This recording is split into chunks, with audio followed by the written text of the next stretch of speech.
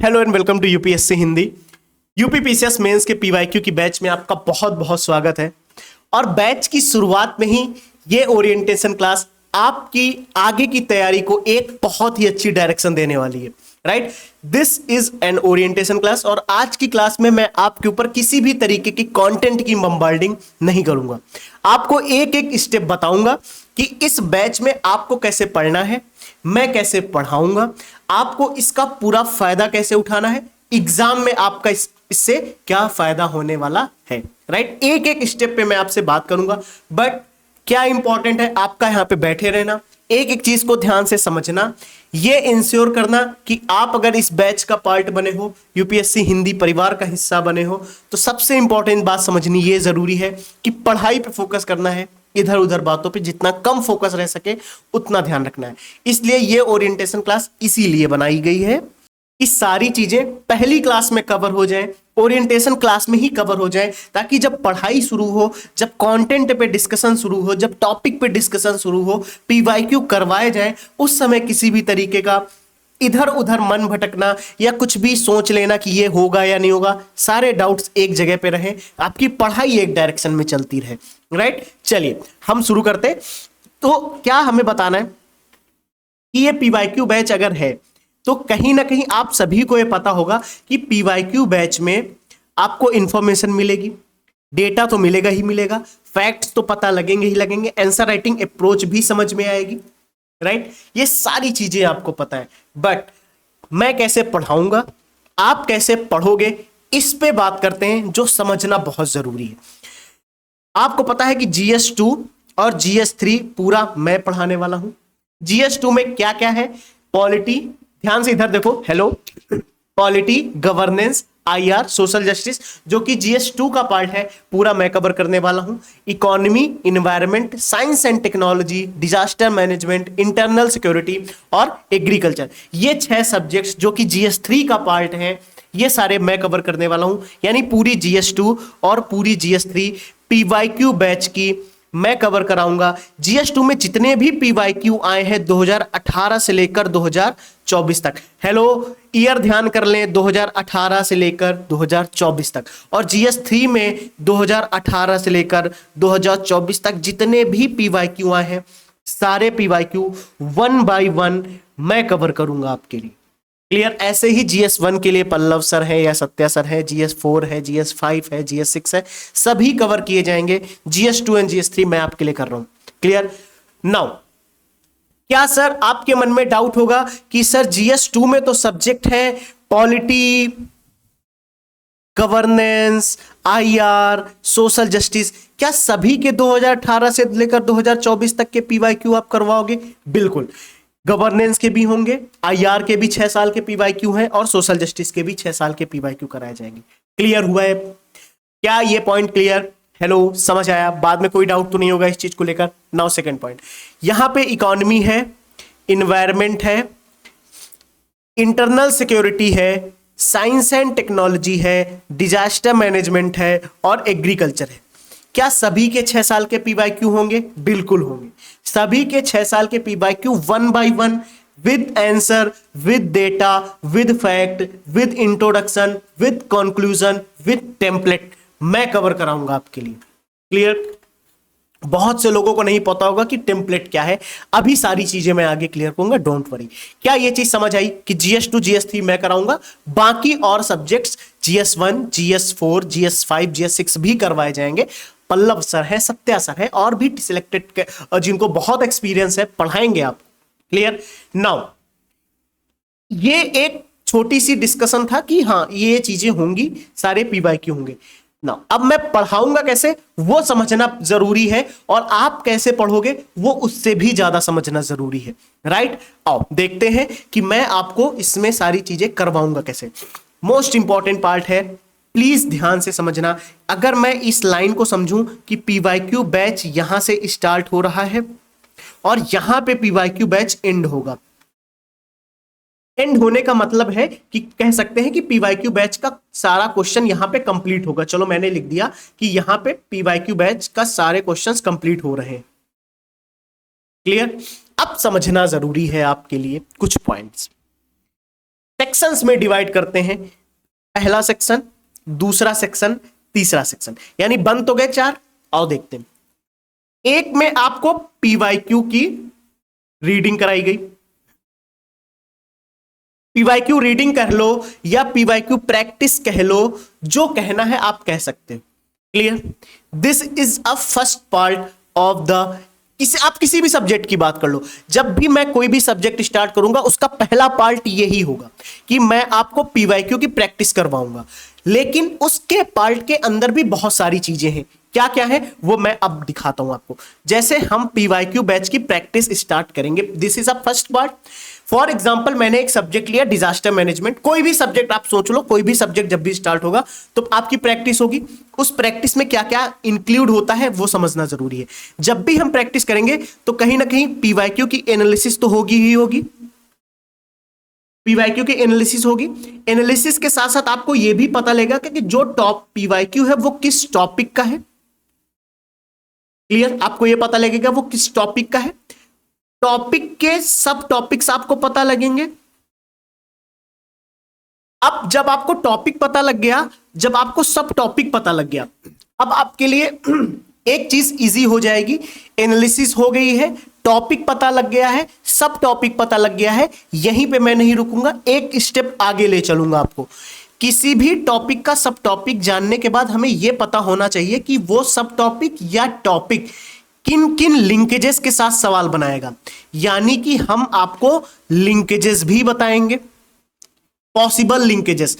For example earthquake के disaster management के earthquake के टॉपिक को कल को वो लैंडस्लाइड से लिंक करके पूछ ले कि अर्थक्वेक की वजह से लैंडस्लाइड भी देखने को मिलता है, या फिर आर्टिफिशियल इंटेलिजेंस का रोल लैंडस्लाइड को प्रिडिक्ट करने में कैसे किया जा सकता है, इस तरीके के सवाल। For example science and technology का कोई टॉपिक है, फॉर इंटरनल सिक्योरिटी का कोई टॉपिक है, साइबर सिक्योरिटी, साइबर सिक्योरिटी कैसे सोशल मीडिया की वजह से और इनहेंस हो गई है और उसमें नए नए चेंजेस हमें देखने को मिले हैं। यानी दो टॉपिक लिंक हुए, सोशल मीडिया, साइबर सिक्योरिटी, इन दो टॉपिक्स को कैसे लिंक करके सवाल आ रहा है, ये लिंकेजेस भी मैं आपको बताऊंगा।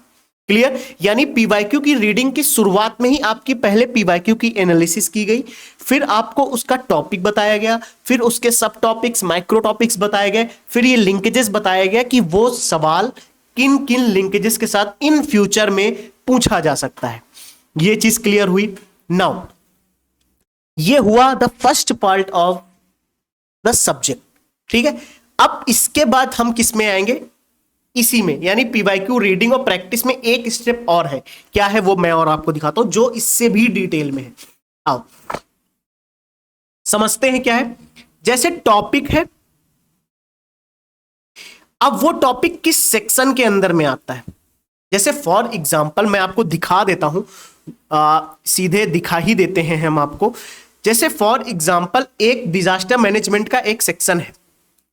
डिजास्टर मैनेजमेंट के मैंने जब भी पीवाईक्यू निकाले थे तो 6 पीवाईक्यू हमें मिले थे। उन 6 पीवाईक्यू को मैंने 6 सेक्शंस में डिवाइड किया। तो उन 6 सेक्शंस को अगर मैं आपको दिखाऊं, जैसे फॉर एग्जाम्पल एक सेक्शन है, ध्यान से देख लो, institutional framework of disaster management in India. Disaster को मैनेज करने के लिए इंडिया में इंस्टीट्यूशनल फ्रेमवर्क कौन सा है, संस्थागत ढांचा कौन सा है, राइट?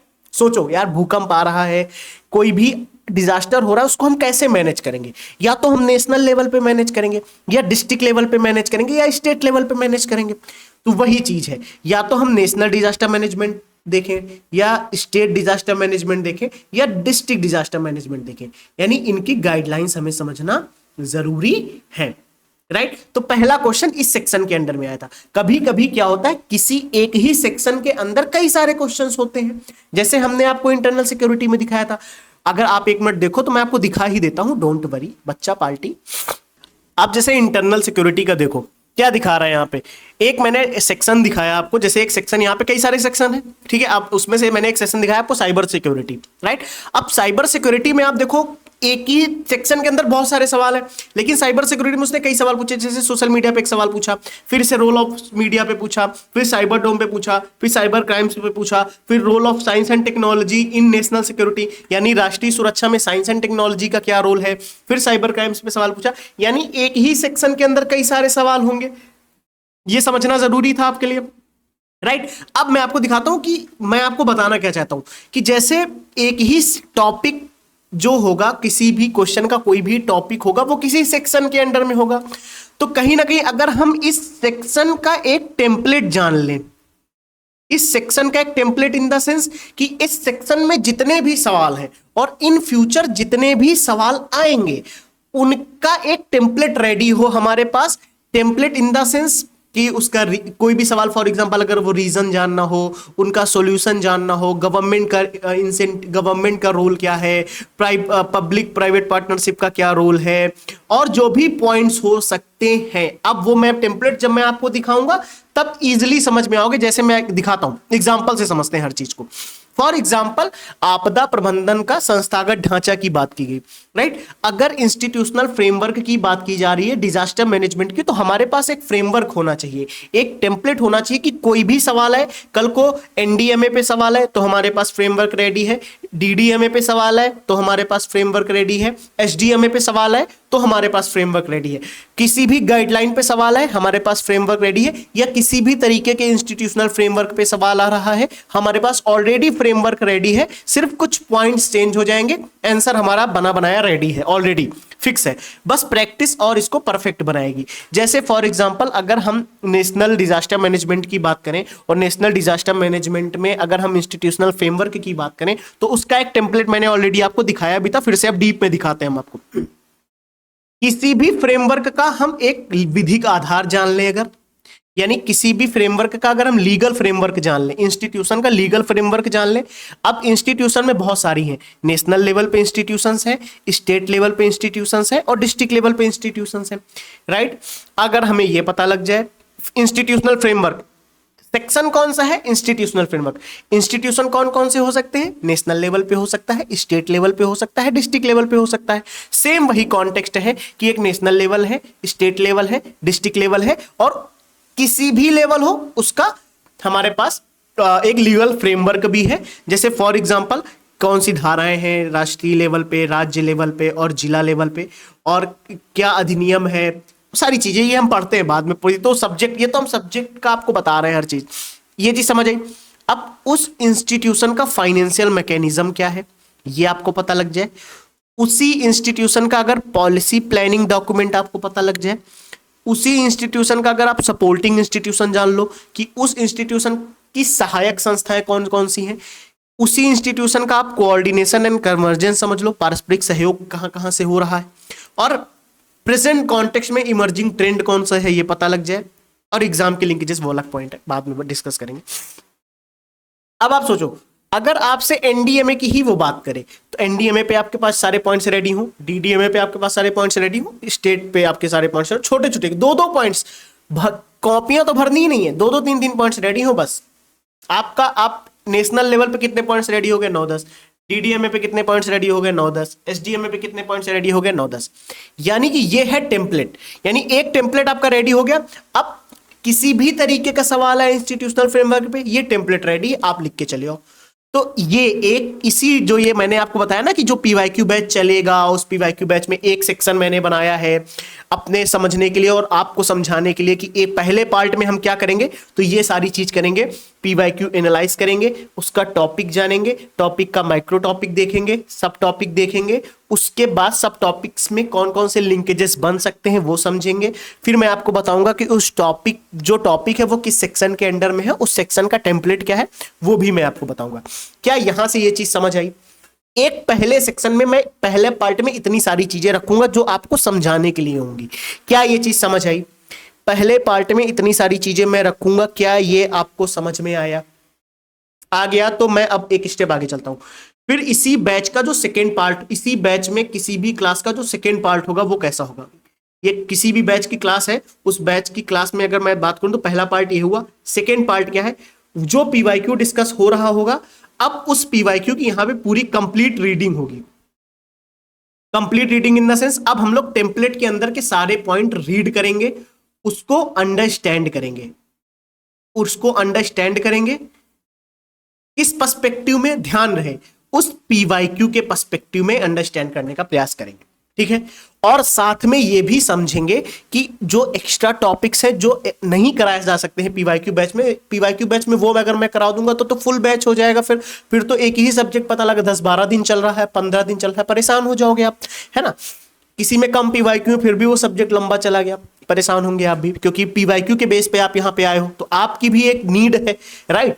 तो उसको भी हमें फुलफिल करना है। तो आपको दिखाया कि पीवाईक्यू की इतनी डीप एनालिसिस, टॉपिक, सब टॉपिक, माइक्रो टॉपिक्स, उसके बाद लिंकेजेस, टेम्पलेट्स रेडी हुआ। रीडिंग में मैं क्या कराऊंगा, इस टेम्पलेट्स के अंदर जो भी पॉइंट्स आएंगे वो मैं आपको याद कराऊंगा, मेमोराइज कराऊंगा, रिवाइज कराऊंगा और प्रैक्टिस कराऊंगा टाइमर ऑन करके, ये लिखो अभी ने। समझ आया कि मैं टाइमर ऑन करूंगा, कहूंगा इन्हें लिखो, एक बार तो लिखना पड़ेगा आपको, जरूरी नहीं हर बार कराओ, लेकिन बीच बीच में कराऊंगा, ये प्रैक्टिस में कराऊंगा। तो एटलीस्ट जिससे आपके मन में टेम्पलेट का फ्रेमवर्क पहली बार तो चला ही जाए, ये मेरी जिम्मेदारी है कि एक बार तो चला ही जाए। तो ये काम पहला होगा आपका। 2 पार्ट डिसाइड हुए, यानी पहले में सारी एनालिसिस, रीडिंग वगैरह सब करी, दूसरे में अंडरस्टैंडिंग हुई, टाइमर के साथ याद करने का प्रयास किया। यानी पहले में तो सिर्फ हमने टेम्पलेट समझा था पहले पार्ट में कि टेम्पलेट क्या क्या है, इसमें कौन कौन से पॉइंट्स आएंगे, क्या हो सकता है। दूसरे में पूरा टेम्पलेट ही पढ़ेंगे कि टेम्पलेट्स के अंदर जो पॉइंट्स है उनके क्या पॉइंट्स है, क्या एक्सप्लेनेशन है और क्या एग्जांपल है, पूरा पीवाईक्यू कंप्लीट करेंगे यहां से। This is a second part of the class, यानी किसी भी पीवाईक्यू की क्लास का ये सेकेंड पार्ट होगा, right. And the third part, क्योंकि 4 पार्ट है, third part which is most important part. देखो 2 पार्ट्स पे मेरी जिम्मेदारी थी, मैंने सारी चीजें कराई हैं आपको, और ये मैं हमेशा से कहता हूं। थर्ड पार्ट क्यों इंपॉर्टेंट होगा ये अभी आपको बताता हूं, लेकिन उसके पहले ये समझ लेना क्या जरूरी है हमारे लिए कि इसको कवर करते हुए बीच में अगर आपका ध्यान भटक रहा है, प्लीज ब्रेक ले लेना, 5 मिनट का ब्रेक लेना, फिर से क्लास देखना, लेकिन प्लीज एक गो में क्लास देखना है आपको, ठीक है। नाउ अंडरस्टैंड दैट, क्या मुझे आपको समझाना है। ये है सेकंड पार्ट हमारा, and second part is most important part. क्यों मैं इसे कह रहा हूं मोस्ट इंपॉर्टेंट, अब आपको समझ में आएगा। देखो पहले में तो हमने रीडिंग एनालिसिस सब कुछ कर लिया, दूसरे में तो याद भी कर लिया, प्रयास भी कर लिया याद करने का, सारी चीजें समझ आ गई। मैंने हमेशा से कहा है आप किसी एग्जाम की, एक चीज ये मेरी ध्यान रखना, आप एग्जाम की किसी भी स्टेज में हो, आप प्री में हो, आप मेंस के लिए तैयारी कर रहे हो, आप एग्जाम के किसी भी स्टेज में हो, एक चीज मेरी ध्यान रखना, स्टैटिक नॉलेज कभी भी कमजोर नहीं हो सकती। ध्यान रखना, यानी मैं इसको ऐसे लिख दूं कि स्टैटिक नॉलेज ही आपको एग्जाम पास कराने की क्षमता रखती है, इस चीज को ध्यान रखना। क्लियर, प्लीज इस चीज को ध्यान रखना कि वो सिर्फ और सिर्फ स्टैटिक नॉलेज ही है जो आपको एग्जाम पास करा सकती है। क्या है मेरी बात आपको समझ में आई कि सिर्फ और सिर्फ स्टैटिक नॉलेज ही एग्जाम पास करेगी। क्यों मैं कह रहा हूं, स्टैटिक नॉलेज बहुत ज्यादा है, उसको आप जितना स्ट्रॉन्ग कर ले जाओगे आपकी एग्जाम क्लियर करने के चांसेस उतने बढ़ जाएंगे, राइट। इसके लिए भी मैं आपको एक प्लस पॉइंट दे रहा हूं, जो ध्रुव में होता है तो वो ध्रुव होगा तो ध्रुव में ही, लेकिन मैं आपको खाली नहीं बैठने दूंगा। एक काम मैं यहां पे आपके लिए इजी कर रहा हूं, मैं आपको टॉपिक के जो सब टॉपिक्स दूंगा ना, सब टॉपिक्स जो मैं आपको बताऊंगा, जो मैं आपको लिंकेजेस बताऊंगा, ध्यान से समझना, टॉपिक के सब टॉपिक बताए, सब टॉपिक के लिंकेजेस भी बताए आपको, ध्यान से समझना क्या जरूरी है। इस थर्ड पार्ट में, पहले पार्ट में तो पीवाईक्यू का सारा काम मैंने कंप्लीट किया, पीवाईक्यू याद भी कराया, लेकिन अभी भी सब टॉपिक और लिंकेजेस बचे हैं। क्यों मैंने ये क्यों लिखे, फालतू में तो नहीं लिखे मैंने, कोई ना कोई मतलब रोल होगा इनका, किसी ना किसी तरीके का यूज होगा इनका, वो समझना जरूरी है। क्या रोल है, क्या यूज है, देखते हैं। इन सब टॉपिक्स को आपको मेंस के पर्सपेक्टिव में प्रिपेयर करना है किसी भी कीमत पे, फिर वो चाहे जहां से करो, आप YouTube से करो, गूगल से करो, मुझसे पूछ लो कहां से करना है, कहीं और पूछ लो, आप हवा में उड़ जाओ, डांस करो, कैसे भी करो, इन मेंस के टॉपिक्स को आपको प्रिपेयर करना है। फ्री में टारगेट मैं टेलीग्राम पे देता हूं, मुझे पता है हार्डली 5 से 7 लोग करते हैं, 3-4 लोग रिएक्शन देते हैं, 15-20 लोगों के मैसेज आते हैं कि टारगेट कैसे करे, हो नहीं रहा है, ये सोर्स बता। करते सिर्फ 2-3 है, मुझे पता है कौन कर रहे हैं, मेंस उनका निकलेगा 100% वो मेंस क्वालिफाई करेंगे, मैं लाऊंगा उनको सामने, डोंट वरी। लेकिन वो क्योंकि वो टारगेट डेली फॉलो कर रहे हैं, उनकी एक पढ़ाई चल रही है, वो पढ़ रहे हैं, वो तैयारी वर्ड यूज नहीं करते हैं, वो पढ़ाई वर्ड यूज करते हैं, वो पढ़ रहे हैं बच्चा जी। और आप कर रहे हो शैतानी, आप कर रहे हैं लापरवाही। तो प्लीज अगर अभी भी वो टारगेट आप फॉलो नहीं कर रहे हो, मैंने 100 बार कहा है, ध्रुव ज्वाइन किया है, किसी कोचिंग को ज्वाइन कर रखा है, कहीं से पढ़ रहे हो, कोई आपका मेंटर है, कोई आपको गाइड कर रहा है, कुछ भी हो, इन टॉपिक्स को अपने सामने रखो और ये देखो कि कौन सा कवर हुआ है कौन सा नहीं। अगर पढ़ रखा है वेरी गुड, कोई नहीं पढ़ रखा तो उसे कवर कर लो। ये फ्री इनिशिएटिव है, प्लीज इसका फायदा उठा लो। नाउ वो टॉपिक जो मैं यहां दे रहा हूं, उन्हीं टॉपिक्स का लिंकेजेस मैं यहां बताऊंगा। बस इतना फायदा है कि वो वहां पे मैं आपको सिर्फ टॉपिक्स दे देता हूं, एक्सप्लेन नहीं कर पाता हूं, यहां मैं उन्हें एक्सप्लेन भी करूंगा कि कैसे करना है, क्या करना है। यानी आपको तो फ्री में टेलीग्राम पे टारगेट मिला, लेकिन वो जो सब टॉपिक्स और लिंकेजेस यहां पे मैं दे रहा हूं, ये टारगेट में भी आएंगे इन फ्यूचर। जब कोई सब्जेक्ट कवर होगा तो इन फ्यूचर उनके भी टारगेट और सब टारगेट सारी चीजें मिलेंगी।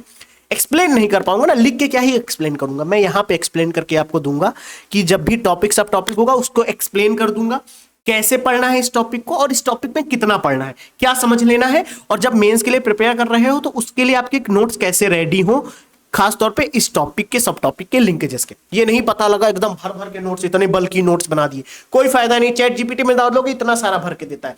इसीलिए मैंने कहा चैट जीपीटी का यूज करो, समझदारी के साथ करना है, एक गाइडेंस के साथ करना है कि कितना हम यूज कर पाए। This is the third part and most important part, क्योंकि ये आपका स्टैटिक कवर करेगा, क्योंकि वो सब टॉपिक लिंकेजेस जो मैं यहां कवर करूंगा पहले पार्ट में और दूसरे पार्ट में, उससे ज्यादा चीजें आपको सब टॉपिक और लिंकेजेस में मिलेंगी। क्यों? क्योंकि यहां तो सिर्फ पीवाईक्यू कवर हुआ है, पीवाईक्यू का टॉपिक कवर हुआ है। मोस्ट इंपॉर्टेंट जो और डीप में चला गया वो टेम्पलेट है, क्योंकि टेम्पलेट हर क्वेश्चन में काम करेगा आगे आने वाले। लेकिन लिंकेजेस, ये जो टॉपिक्स है जो आप पढ़ते हो, वो यहां से बिल्ड होंगे और ये आपको पढ़ना पड़ेगा, क्योंकि ये पीवाईक्यू बैच में ये नहीं करा सकते, क्योंकि ये इसका यूएसपी नहीं है। आप फाउंडेशन बैच ज्वाइन करोगे या कोई और बैच ज्वाइन करोगे, हो सकता है वहां पे सारी चीजें कराई जाए। इन फ्यूचर यूपीएससी हिंदी का फाउंडेशन बैच भी आएगा, लेकिन अभी अगर आप सेल्फ स्टडी कर रहे हो या गाइडेंस में हो तो सब टॉपिक्स लिंकेजेस कैसे पढ़ने हैं उसका गाइडेंस मैं आपको देता रहूंगा। This is a third part. I think this point is clear. पहला पार्ट, दूसरा पार्ट, तीसरा पार्ट, क्लास का तीनों पार्ट कवर हुआ। एंड द फोर्थ पार्ट जो मैंने क्या बताया, क्या मैं करूंगा, क्या आपको करना है, वो फोर्थ पार्ट है। आपको क्या करना है वो मैं बताता हूं, बट फोर्थ पार्ट मैंने ये भी इंक्लूड कर दिया है कि आपको भी कुछ चीजें कम करनी पड़े, वो भी मैं दे रहा हूं। देखो क्या है fourth part which is important, most important कह सकते हैं हम लोग। देखो यहां पे एंड डी पार्ट सबसे इंपॉर्टेंट, पहला दूसरा तीसरा हमने देख लिया। एंड द फोर्थ पार्ट क्या होगा इस क्लास की फोर्थ पार्ट में, पीवाईक्यू देखा, एनालाइज कर लिया, टेम्पलेट देख लिया, पढ़ लिया, रीडिंग कर ली, सब टॉपिक लिंकेजेस देख लिए। एंड द फोर्थ पार्ट क्या ही हो सकता है। आप सोच रहे होगे क्या ही करेंगे इसमें, हम फालतू का डिस्कशन होगा। नहीं बच्चा जी, नो। यहीं पे आता है आपके लिए एक प्लस पॉइंट, जो सबसे प्यारा पॉइंट है आपके लिए। बहुत लोग डाउट करते हैं कैसे होगा कैसे होगा, मैं दिखाता हूं आपको इस फोर्थ पार्ट में मैं क्या रखने वाला हूं आपके लिए। खासतौर पे बहुत लोगों के डाउट्स थे, उस टॉपिक का, उस सेक्शन का, ध्यान से समझते हैं। नोट्स तो सब मिल जाएंगे, पीडीएफ सब मिल जाएंगे, कुछ नहीं। आगे आने वाले हर एक सवाल की आंसर राइटिंग अप्रोच क्या होनी चाहिए, डीप तरीके से मैं डिस्कस करके दूंगा आपको। आंसर का फ्रेमवर्क क्या होना चाहिए, आंसर का फ्रेमवर्क क्या होना चाहिए, ये मैं आपको करके दूंगा, मैं आपको करके दूंगा। This is a flow, this is मैं कह सकता हूं, मतलब बहुत सिंपल तरीके से, सिंपल वर्ड्स में मैं कहूंगा कि ये वर्क फ्लो है, ये क्लास का एक फ्लो है कि पहले पार्ट में क्लास में क्या होगा, सेकंड पार्ट में क्या होगा, थर्ड पार्ट में क्या होगा, फोर्थ पार्ट में क्या होगा। 1 घंटे की अगर क्लास होगी तो अगर 20-20 मिनट भी मैं इसको डिवाइड करूंगा तो इन 4 पार्ट्स में इसको डिवाइड करूंगा। किसी में कम समय लगा, किसी में ज्यादा समय लगा, वो समय समय की बात है, क्वेश्चंस पे भी डिपेंड करेगा। बट ये चीज मुझे आपको बतानी थी और यही मैंने आपको यहां पे बताई। क्या ये चीज समझ में आई? अगर ये चीज समझ आ चुकी है इजी तरीके से, अब ये तो मैंने अपना काम बताया, अब आपको क्या करना है उससे भी जरूरी है। पढ़ते हुए जो आपको समझ में आ रहा है नोट्स बनाओगे, सबसे इंपॉर्टेंट। हर एक सेक्शन में आपका भी रोल है, सिर्फ मेरा रोल नहीं है। अब जल्दी से देखते हैं पहले सेक्शन में आपका रोल क्या है। रीडिंग एनालिसिस सब कुछ हो रहा है, जो समझ में आएगा रीडिंग एनालिसिस में प्लीज प्लीज नोट डाउन, सॉल्ट में नोट डाउन करना, वो भी सॉल्ट में। After the first part, in the second part you have to revise, और वो भी कौन सी टेक्निक से, ब्लैंक पेज टेक्निक से। ये मैं बताता रहूंगा ब्लैंक पेज टेक्निक क्या है, बार बार मैं बताऊंगा क्लास में, डोंट वरी। मैं बार बार बताऊंगा कि ब्लैंक पेज टेक्निक क्या है, 100 बार मैं बताऊंगा, डोंट वरी। लेकिन रीडिंग सेकेंड पार्ट की जब रीडिंग हो जाएगी, टेम्पलेट पढ़ लोगे, रिवाइज कर लोगे, मेमोराइज कर लोगे, उसको आंसर टाइम और रन करके एक बार रख भी लोगे, उसके बाद भी रिवीजन, ये आपका पर्पस होना चाहिए। एंड द थर्ड पार्ट, ये टॉपिक्स सब टॉपिक्स आपको रीड करने हैं, इन पे आपको नोट्स रेडी करने हैं, और इनके नोट्स मेरी आईडी पे या ग्रुप में या कहीं भी आपको सेंड करके दिखाने हैं कि सर मैं ऐसे रेडी कर रहा हूं टॉपिक्स और सब टॉपिक्स के नोट्स। क्लियर? ध्रुव में आ जाओगे बच्चा जी, ध्रुव में तो भैया 500-600 क्वेश्चन ही प्रैक्टिस में करा देता हूं, उसकी तो बात ही अलग है, फिर वहां पे तो उसके बारे में तो मैं डिस्कस ही नहीं करना चाहता। ठीक है, चलूं आगे। ये आपको बता दिया, पहला आपको क्या करना है, note down, second part reading revise करना ही करना है, समझ के साथ साथ। एंड द थर्ड पार्ट में भी मैंने आपको बताया रीडिंग रिवीजन, उसके बाद थर्ड पार्ट की रीड करना है, नोट्स बनाने हैं समय के साथ साथ। वो एक दिन में नहीं होगा मुझे पता है, धीरे धीरे करना, लेकिन ठीक है धीरे धीरे करते रहना, उसको बंद मत करना। कभी एक टॉपिक पढ़ लिया, कभी 2 टॉपिक पढ़ लिए, कभी तीसरा सब टॉपिक कर लिया, कभी 2-3 सब टॉपिक एक साथ पढ़ लिए, ऐसे करना, लोड मत लेना माइंड में, लेकिन थोड़ा थोड़ा करते रहना। Clear? I think this point is clear now. Third part, ये जो मैंने आपको बताया कि सेक्शन का फ्रेमवर्क वगैरह सब डिसाइड होगा, सेम क्वेश्चन आपको राइट करना है, उसको लिखना है, उसकी प्रैक्टिस करनी है इस फ्रेमवर्क में, क्योंकि जो टेम्पलेट दूंगा, जो रीडिंग कराऊंगा, उसमें तो बहुत डीप में कंटेंट होगा ना, काफी सारा होगा, समझना भी रहेगा आपको, राइट? वो टॉपिक तो पूरा ही कवर करूंगा मैं, क्योंकि ये मेरी रिस्पॉन्सिबिलिटी है। तो आंसर तो 250 शब्दों में लिखना है, 150 शब्दों में लिखना है, तो वो फ्रेमवर्क यहां मैं बताऊंगा कि उस आंसर को 150 शब्दों में या 250 शब्दों में आप कैसे लिखोगे, ये मैं डिफाइन करके दूंगा, और उसी क्वेश्चन के उसी टॉपिक के क्वेश्चन को प्रैक्टिस करने की जिम्मेदारी आपकी होनी चाहिए। प्लीज ये आप नहीं करोगे तो इस बैच में आके बैठने का कोई मतलब नहीं है। जब इतनी मेहनत मैं आपके साथ करने के लिए रेडी हूं, तो प्लीज ये मेहनत तो आपको करनी पड़ेगी, ये इतनी मेहनत तो आपको करनी ही पड़ेगी जो मैंने आपको बताया। इसीलिए मैंने कहा था आज की छोटा सा सेशन है, बहुत ज्यादा मैं कंटेंट की बम्बार्डिंग आपके ऊपर नहीं करूंगा, लेकिन ये जरूर बताऊंगा कि पहली ओरिएंटेशन क्लास और लास्ट क्लास में क्या डिफरेंस होगा, कि पहली क्लास में हर एक चीज बता दी, अब सिर्फ पढ़ाई पे फोकस होगा आपका, सिर्फ और सिर्फ पढ़ाई। क्लियर है? I think this point is clear कि सिर्फ और सिर्फ पढ़ाई पे फोकस करेंगे, कंटेंट पे फोकस करेंगे, याद करने पे फोकस करेंगे, एनालिसिस पे फोकस, प्रैक्टिस पे, रीडिंग पे, अंडरस्टैंड करने पे, टॉपिक सब टॉपिक्स के लिंकेजेस समझने में और आंसर राइटिंग फ्रेमवर्क समझने में पूरी मेहनत जाएगी। फिर हर क्लास में 1 घंटे बैठ के, मैं शुरू के 10 मिनट भी मैं वेस्ट नहीं कर सकता आपको यह समझाने के लिए कि आपकी रिस्पॉन्सिबिलिटीज क्या है और मेरी रिस्पॉन्सिबिलिटीज क्या है इस बैच में। Clear? I think this point is clear. अभी भी अब लोगों को डाउट हो रहा होगा, कंटेंट दिखा दो, अच्छा आ गए हो तो दिखाई दो, चलो दिखा देते हैं। मेहनत करी है कंटेंट पे, ऐसा नहीं है, काफी मेहनत करी है। सबसे पहले आप पीवाईक्यू देख लो, ये आपके डिजास्टर मैनेजमेंट के पीवाईक्यू हैं। उन पीवाईक्यू पे मैंने आपको टॉपिक सब टॉपिक्स भी यहाँ पे लिख रखे हैं, फिर उनके सेक्शंस डिवाइड कर रखे हैं। हर एक सेक्शन पे आपका एक टेम्पलेट रेडी है, फिर वो उस टेम्पलेट पे क्वेश्चंस रेडी है। ये क्वेश्चन पढ़ो, फिर क्वेश्चन पे भी मैं डीप में जब पढ़ाऊंगा तो मैं पढ़ाऊंगा ही। अभी मैं इसलिए बिल्कुल नहीं समझ आपको लोड देना चाहता हूं कि प्लीज इस माइंडसेट के साथ प्रिपेयर होके आना नेक्स्ट क्लास में, अदरवाइज मत आना। प्लीज अगर बैच ज्वाइन करना चाहते हो आ जाना। पीवाईक्यू जिस लेवल पे यूपीएससी हिंदी की टीम आपको करा के देगी, कहीं नहीं मिलने वाले।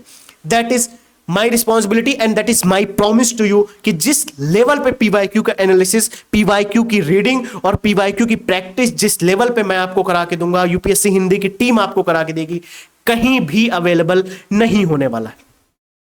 ठीक है, ये चीज मेरी आप ध्यान रखना और इस चीज को मन में बैठा लो कि बहुत डीप अंडरस्टैंडिंग, बहुत मेहनत के साथ टीम आपके साथ लगेगी। और ये जो मैंने आपको दिखाया है ना कि किसी भी आंसर का फ्रेमवर्क करते समय, किसी भी पीवाईक्यू को पढ़ाते समय यूं नहीं होगा कि मैंने आपका उस क्वेश्चन का आंसर खोल के पढ़ा दिया, बिल्कुल नहीं। ऐसा तो होने वाला ही नहीं है कि मैं आपको एक क्वेश्चन दूं, उसका आंसर खोल दूं, बस रीड कर दूं, ये लो ऐसे ऐसे रीड। ये पढ़ाई नहीं होती है। समझना जरूरी है, अंडरस्टैंड करना जरूरी है, कॉन्सेप्ट समझना जरूरी है, आगे आने वाले क्वेश्चंस के लिए माइंडसेट रेडी करना जरूरी है, थॉट प्रोसेस और थिंकिंग प्रोसेस पे काम करना जरूरी है। उस माइंडसेट के साथ मैं आपकी तैयारी कराऊंगा। ये अप्रोच के साथ पीवाईक्यू बैच लाया गया है। पीवाईक्यू बैच लाने का ये उद्देश्य तो है ही नहीं कि सारे पीवाईक्यू हो जाएंगे। हाँ, ये उद्देश्य हो सकता है सबसे लास्ट में। उससे पहले पीवाईक्यू बैच का उद्देश्य है कि पीवाईक्यू पे अंडरस्टैंडिंग डेवलप हो, टेम्पलेट्स डेवलप हो, माइंडसेट डेवलप हो कि कैसे क्वेश्चंस पूछे जा रहे हैं, कैसे हमें तैयारी करनी है, फिर उन पीवाईक्यू के बेस पे कंटेंट रेडी हो आपका, फिर पीवाईक्यू कवर हो। उसी अप्रोच को लेकर मैंने आपके सामने कंटेंट रखा है। ठीक है, चलिए इस क्लास को मैं यहीं पे एंड करूंगा, लेकिन प्लीज कल से पीवाईक्यू बैच की पहली क्लास, जिसको हम कह सकते हैं कंटेंट की क्लास, जिसको हम कह सकते हैं पढ़ाई की क्लास, शुरू होगी। प्लीज अगर ज्वाइन नहीं किया है, जो बच्चे फ्री में इसको देख रहे हैं, अगर ज्वाइन नहीं किया है, मेहनत करना चाहते हो, रगड़ के मेहनत करना चाहते हो तो ही ज्वाइन करना, अदरवाइज जाओ मस्ती करो जाके, ये एग्जाम आपके लिए नहीं है। लेकिन प्लीज मेहनत, हार्डवर्क जिसको कहते हैं, ये सारे काम करने पड़ेंगे। अगर ऊपर के 4 काम मैं कर रहा हूं तो नीचे के 4 स्टेप आपको करने पड़ेंगे। अपना स्टैटिक नॉलेज इनहेंस करना पड़ेगा। ठीक है, thank you, take care, bye bye.